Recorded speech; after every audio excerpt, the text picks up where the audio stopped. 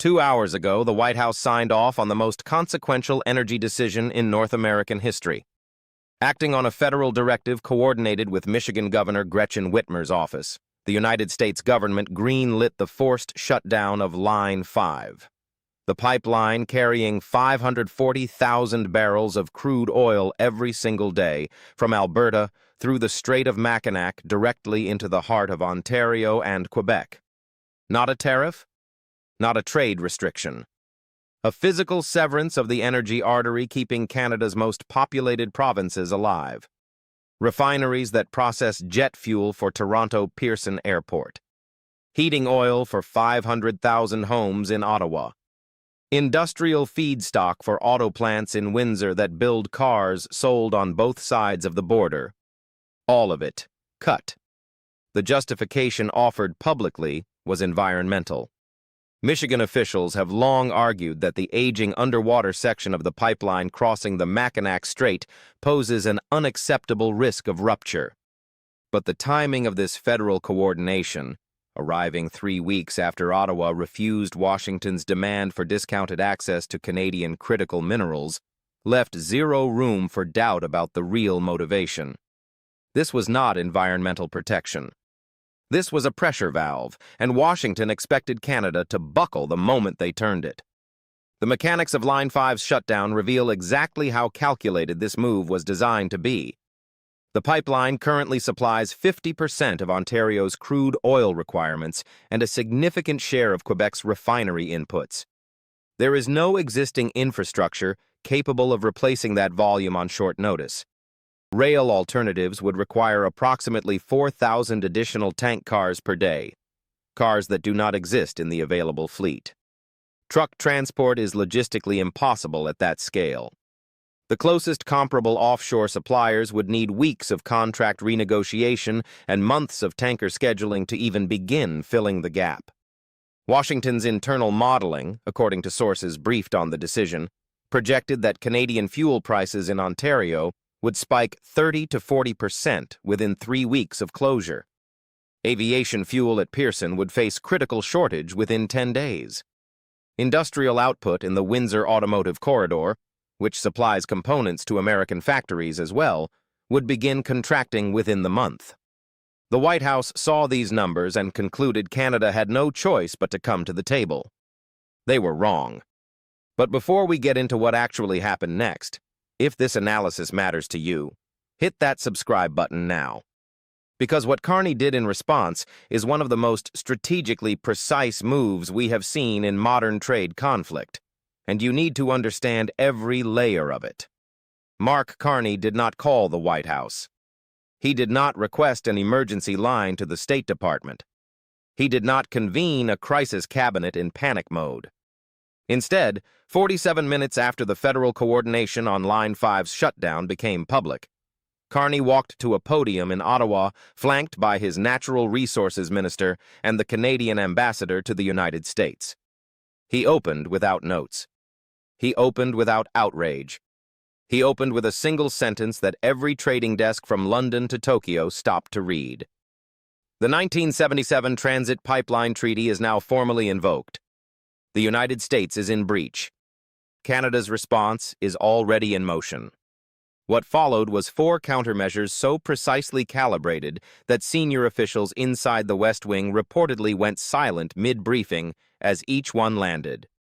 First, Canada is immediately filing for emergency arbitration under the 1977 Transit Pipeline Treaty, a bilateral agreement so rarely invoked that most Washington lawyers had to look it up.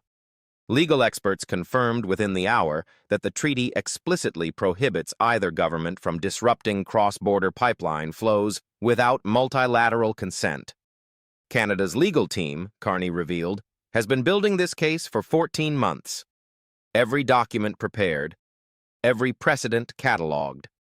The filing goes to international arbitration with injunctive relief requested within 72 hours.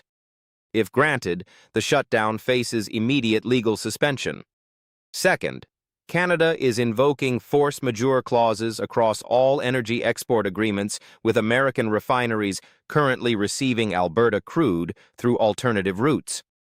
Gulf Coast refineries that depend on Canadian heavy crude, refineries specifically engineered and cannot simply switch to lighter Saudi or West Texas grades, are now facing supply uncertainty. Carney read the refinery dependency figures aloud. The chamber went silent. Third, and this is where Washington began to understand the trap it had walked into, Canada is accelerating the Trans Mountain expansion utilization rate to maximum capacity, redirecting crude previously destined for American markets toward Pacific terminals for delivery to Japan, South Korea, and India. Contracts, Carney confirmed, had already been pre-negotiated. The buyers were waiting. The shipping schedules were ready. Canadian oil that America assumed would always flow south now has somewhere else to go, permanently. Fourth, every American company holding active energy infrastructure permits on Canadian soil is now under a 90-day national security review. Permit renewals frozen. New applications suspended. And Carney named the figure no one in Washington had modeled. American energy companies hold 47 active Canadian permits with a combined asset value exceeding $60 billion. That is the collateral Canada just put on the table. And this was the move that stunned Washington completely. Because Carney was not reacting to the shutdown. He was executing a plan assembled long before Whitmer's office made its move. Here is the economic reality Washington failed to account for. Line 5 does not just carry Canadian crude to Canadian refineries. The Sarnia refinery complex it feeds produces aviation fuel, diesel, and petrochemical feedstocks that flow back across the border into Michigan, Ohio, and Pennsylvania. Roughly 30% of the output serves American industrial customers. Shutting Line 5 does not isolate Canada. It disrupts American supply chains that have been invisible to the public precisely because they have always functioned. The Windsor Automotive Corridor produces components that cross the border an average of 6 times during manufacturing. Any industrial disruption in Windsor creates assembly line slowdowns in Detroit within 72 hours. The American Petroleum Institute identified this dependency in a 2023 internal assessment and recommended against any pipeline disruption precisely because the blowback would hit American refiners first. That assessment was apparently not read by whoever greenlit this week's decision. Gulf Coast refineries engineered for heavy crude cannot pivot to lighter alternatives in weeks. The retooling takes months and costs hundreds of millions. Meanwhile, Canadian crude now has Asian buyers at market price, while American refiners scramble for replacement supply that does not exist at the volume or grade they require. The American business reaction came fast, and it came loud. The American Petroleum Institute issued a rare same-day statement warning that Line 5's disruption would cascade through domestic fuel markets within weeks. The National Association of Manufacturers flagged Windsor supply chain exposure in a letter sent directly to the National Economic Council. Executives from 3 major Detroit automakers contacted Michigan's congressional delegation privately, warning that the political calculus here had been catastrophically miscalculated. One senior energy industry source told financial media without attribution that whoever modeled this scenario in Washington clearly did not speak to a single refinery operations manager before signing the order. The U.S. Chamber of Commerce called for immediate federal review of the decision's domestic economic impact before any closure proceeds. These are not Canadian voices. These are American industry leaders telling their own government that it just aimed a precision strike at its own supply chain. Internationally, the response accelerated Canada's position within hours. The European Union's Energy Commissioner issued a statement affirming Canada's right to full treaty enforcement under international law. The United Kingdom confirmed it was monitoring the situation with concern and stood ready to support Canada's legal position. Japan's trade ministry, already in advanced talks with Ottawa over Pacific energy access, quietly accelerated its timeline for finalizing purchase agreements. Mexico issued a statement expressing concern about unilateral disruptions to continental energy infrastructure. And in a development Washington had not anticipated, the International Energy Agency flagged the shutdown as a potential market stability event, language that moves bond markets. Canada was not isolated. The country that looked isolated was the one that had just triggered a treaty violation against its largest trading partner. Trump now faces three paths, and none of them lead where the White House intended. Enforce the shutdown and watch American refineries, auto plants, and aviation fuel supplies contract while Canada redirects its crude to Asia permanently, a strategic loss that cannot be undone in any negotiation. Quietly reverse the decision and absorb the political humiliation of backing down after Carney's countermeasures are already publicly on record.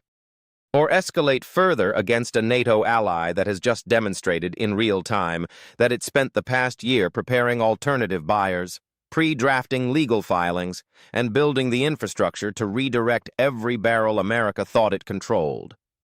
Carney closed his address with 8 words that are now moving through every diplomatic channel on Earth. Canada does not negotiate the terms of its survival. 2 hours ago, Washington believed it had found Canada's pressure point, the pipeline that keeps Ontario's lights on and Quebec's refineries running. 2 hours later, it is staring at a country that converted that pressure point into a strategic pivot toward Asia, a treaty violation filing that holds up under international law, and a $60 billion asset review that just reminded every American energy company operating on Canadian soil exactly whose rules they are operating under. Trump wanted leverage. Carney handed him a legal case, an Asian export pivot, and a domestic American supply chain crisis, all before Washington had finished briefing its own press secretary. Mark Carney did not walk into this confrontation unprepared. He walked into it with a folder that had been sitting on his desk for 14 months. Washington is only now beginning to understand what was inside it.